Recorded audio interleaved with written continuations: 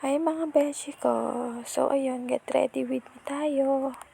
So first, pangkilay. Yan, maglalagay tayo ng pangkilay o plakado.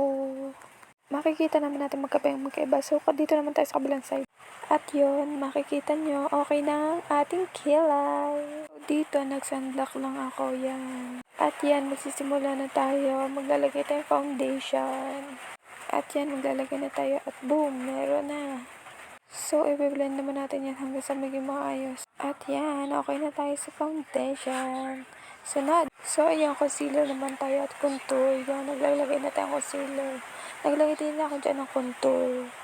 So, ayan, i-blend na natin siya hanggang sa maging maayos yung lagay. Shadow naman. Hindi ko na binidyo yung paglalagay ko. Basta yan yung nakalagay yan dyan. Yan, o, diba? Hindi masyado halata. Blush naman. So, ayan, maglagay na tayo ng blush. O, diba? So, ayun, wait lang guys. Finalize ko lang yung look ko.